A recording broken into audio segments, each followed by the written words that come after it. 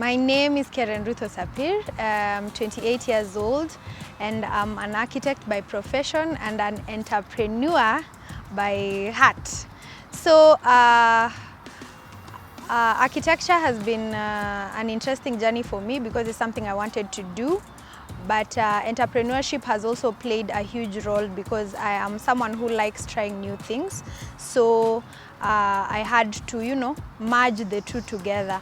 And yeah, that's me. Entrepreneurship, architecture, and entrepreneurship basically crochet and knitting because I make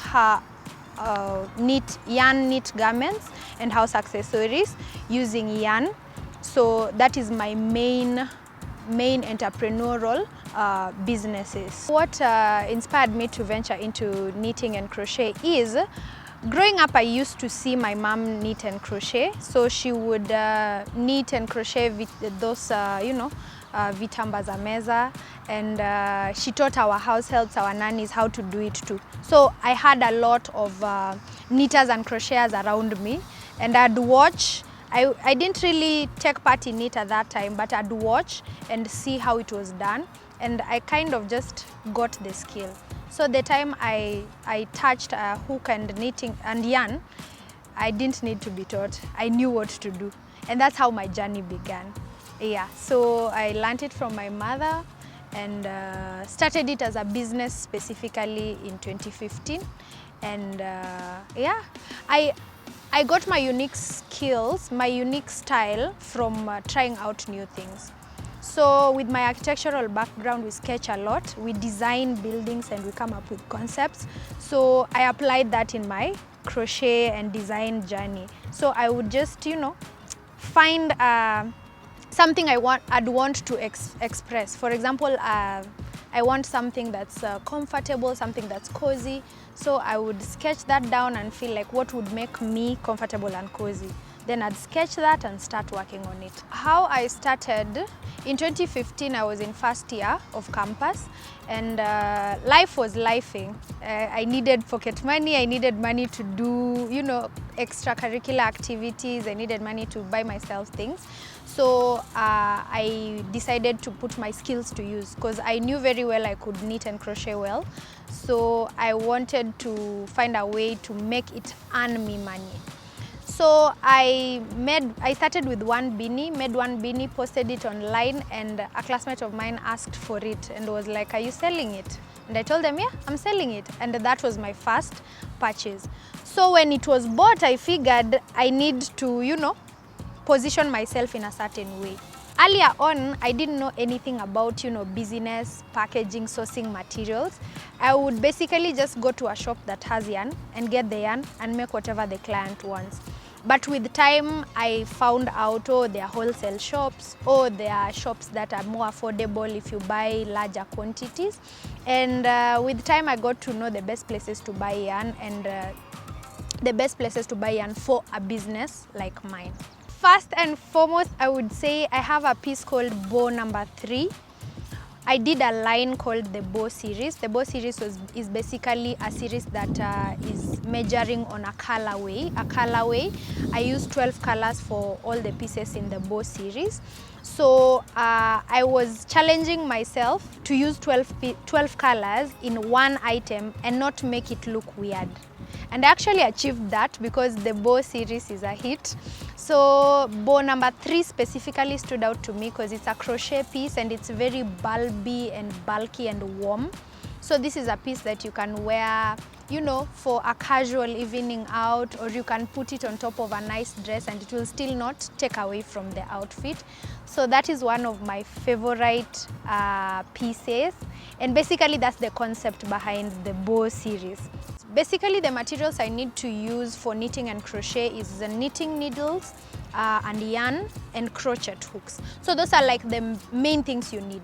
So for knitting needles and crochet hooks, we have several shops around that can provide that. For yarn, I consider softness and also length, because the more length a ball of yarn has, the more piece it will make for you, You want it longer and bulkier so that it can serve you better. and softness. So for garments, I always ensure that I use a specific brand. There's a specific brand that has softer yarn. So I use that specifically for garments because people have sensitive skin. You don't want something that's rough and, you know, tugging on their skin. So if it's a house accessory like a blanket or whatever, that one I can, you know, I can use any type of brand, but I always go for the softest and the longest. Marketing strategies that have been most effective. First and foremost is making as much noise as possible on social media, because personally I'm a social media person. I love telling people what I do. I love showing people what I do. So you'll find me online every day. So that's one of the strategies that has really helped me, because it has drove a lot of clients towards me. There are some clients that I don't even meet.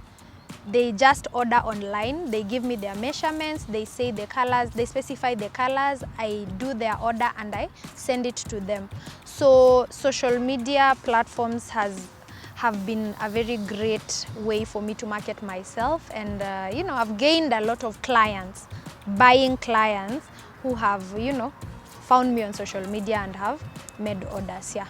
So I stay updated through Facebook groups, because there are several Facebook groups that are made for knitters. Like knitters are going to knit or something like that. So you find knitters from all over the world, from, you know, even outside Africa. They join the group and they discuss their journeys and their projects and all that. So that will challenge you to actually see, okay, someone else posted something, they have made this today. After 2 days they post they have made something else.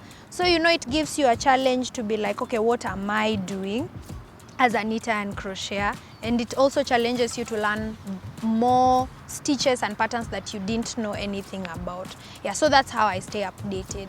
The challenges I've faced as an entrepreneur in the crochet business, first and foremost, I think I had a really hard time convincing people that actually you can wear a crochet or knit dress.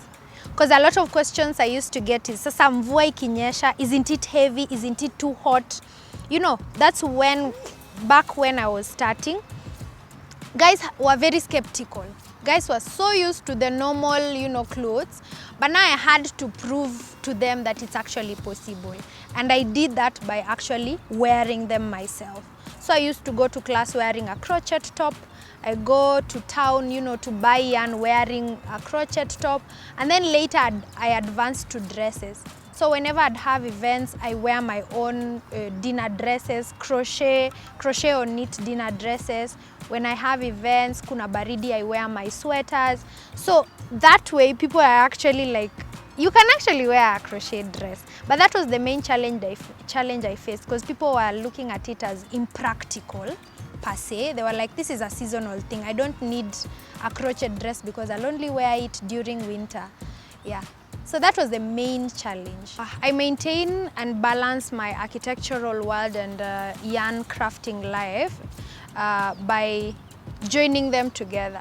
So basically, how I love to do it is ensure that each of these things feed off of each other.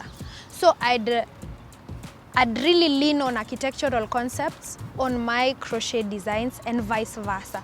That way, it's not like I'm, you know, neglecting one side. So far my architectural entrepreneurial side and my crochet entrepreneurial side are basically one. They are conjoined. So they feed off of each other. There's nothing that is, you know, taking more time from the other. So if I have a project now, an architectural project and a crochet project, I'll actually take equal amount of time to do both of them. So I'll wake up in the morning, do a bit of sketching for the architectural plans and drafting. After 2 hours, I go to my crochet knitting and project for a client and stuff like that, and vice versa. So they don't, you know, they don't fight. They kind of like join and help each other out.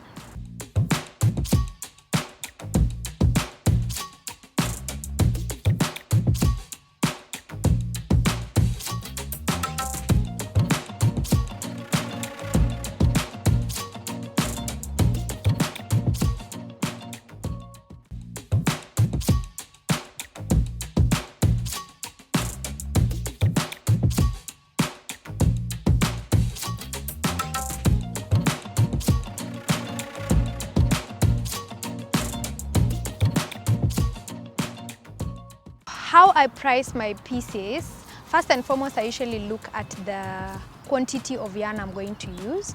That is the first thing. So if it's a sweater I'm making and it's going to use 2 packets of yarn, definitely have to put that into consideration. Number 2, I look at the time it's going to take me to do that piece. And then number 3, I look at the technique. So there are some stitches that are much more simpler than others.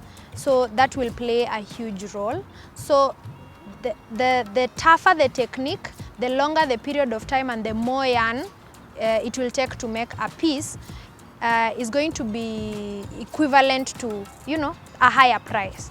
So if a piece requires more of each of these things, that means it's going to be much more expensive. So those are the things I look at.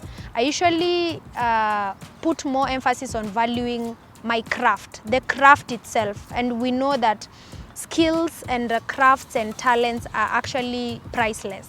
So I usually look at, okay, what is the amount I can give, the time I have given this piece, you know, the love I've shown it, because I usually say I make my pieces with love. So that is how I end up with the prices that I give to my pieces. First of all, I usually appreciate any feedback. First, I will get back to them and tell them thank you for, you know, giving your feedback. It is highly appreciated. For the positive, I really, you know, get excited. I share them as testimonials and all. For the negative ones, I usually try my best to find out how can we make it better. So if I have done something for a client and they don't feel like it's what they wanted, I usually reach out to the client and ask them, what can we do to make it right? So if a client wants it to be maybe reduced or maybe redone in a certain way, maybe, you know, whatever they want, we would try our best to get it done. The advice I'd give is start. Start now. If you know how to crochet, the better. You don't even need to learn. Just start. Get a hook, get yarn and start. Open up a page and say you're selling whatever you've made. If you don't know the skill yet, I'd advise you to sign up for crochet and knitting classes, which we offer, by the way. Yeah, so sign up for crochet and knitting classes. That will be the first step to you starting, because you have to know how to make the stuff before you sell them. Yeah, so that's the advice I'd give. Start now. If you don't have the skills, get the skills, then start. As an entrepreneur, I'd say we plan to stay relevant by spreading our wings wide open, which we've already started doing. So instead of just staying and remaining at hand making crochet pieces and knitted pieces, garments and house accessories, why can't we teach also? There's also a market in teaching, because a lot of people are interested in learning the craft, learning the art. So we've also, you know, opened that section of teaching. We've also expanded in an events kind of basis, where we organize events for knitters and crocheters in Kenya. So every 2 months we organize pick and knits, where we call on to crocheters and knitters in Kenya who are interested in meeting and learning from each other. We organize those events, and that's also a monetary aspect to us, because organizing events also earns you money. So we plan to stay relevant by always expanding and finding ways in which we can, you know, feed off of the crochet and yarn business, but in different aspects. One thing that we have thought about is accessories, yarn accessories. So for crochet and knitting, for crocheters and knitters, we all know that we need yarn, we need knitting needles, we need stitch markers and all those things. So we're thinking of expanding in that way, not only providing the complete piece, but also serving the other knitters by providing yarn, selling them yarn, selling them knitting needles and hooks, selling them stitch markers, and in a much more creative way. Because in Kenya right now, when you go to a wholesale shop, you can only buy a pack of the same color. You can't mix up the colors, because we are thinking of selling yarn in a customized kind of way. So if you want to make a specific sweater and you know it's going to need color A, B, C, and D, you're able to get that combination of color from us. We are considering partnerships. There are some that we have already done in the past. Partnerships with, yarn shops, partnerships with the other event organizers, partnerships with the shops that sell yarn merchandise, whereby we give them our pieces on consignment and they sell for us and get a percentage of it. So those are the things we have already done, but we are looking forward to do more and partnering with, larger enterprises where we are able to, have our pieces reaching different kinds of market that we are not able to reach on our own. So yeah, partnership is definitely something that we are looking forward to. One of the main things that make us stand out as Ogfra Knits is that our pieces undergo thought. There's always a story behind every piece. There's a concept and conceptual development that goes through every piece. And we usually name all our pieces. That makes them unique, and that also gives them that, personalized kind of effect. Another thing that makes us stand out is the fact that we use not only fashion concepts, we also use architectural concepts. So you'll see how we arrange our colors, how we, combine our colors, how we arrange our panels, the kind of stitches that we use. There's a lot of rhythm and movement, there's a lot of contrast, there's a lot of concepts that are not only found in the fashion industry, they're also found in the design architectural industry. So that's why I'd say that's why someone would come back, because our pieces look different from all other pieces. I stay motivated mainly because I'd say the satisfaction you feel after you've done a piece is not explainable. Like, that is what motivates me, because the feeling, I know very well the feeling that I get after completing a piece and maybe sending off to the client and the client loves it. That feeling is usually very awesome. So that is my motivation. I love feeling like that. The joy and satisfaction that you actually made something from your hand and someone enjoyed it and loved it and approved it. So that's what keeps me going. The importance of networking within the crochet community, both locally and internationally, is very key, because you'll find that, especially when you're planning to grow and you're someone who is motivated to grow, you'll reach a place where you need your fellow knitters and crocheters to make things work. It is very important for knitters and crocheters to interact with each other, not only locally, but also internationally. Locally, it will help you because you'll have a time where you have too much order, maybe a bulk order. For example, a school wants beanies for like 300 students and they want handmade beanies. You can't do it as 2-3 people. You need a huge number of people to ensure you meet your deadlines. So I think if you know and you have networked before with fellow crocheters, you can bring them on board on commission basis. And for international knitters and crocheters, it is important to know them because you will learn new things, we usually say tembea mengi uone mengi or something like that. So it means you learn different types of yarn. There's a whole other aspect of yarn dyeing, which is mostly common in the Western countries. So you will learn that from them. You'll also learn how they sell their pieces, and it will help you learn how you want to price your pieces if you're targeting international clients. So it's definitely very important to, have that kind of networking and interaction with knitters. I'm proud of being where I am right now, being able to, speak over this topic as someone who has done it for some time. I am proud that I'm able to even teach people how to knit and crochet and watch them start their businesses, because it is really humbling to see, a student that you taught has started their own business and they are thriving. So that is what I'm super proud of, and I hope to accomplish big things. I'd want Ogfra to be a yarn house, a yarn knitting and crochet house where you come in and you can get your dinner dresses, you can get your beach wear, you can get whatever you want but made of yarn by hand. Yeah, so that's what I hope to accomplish.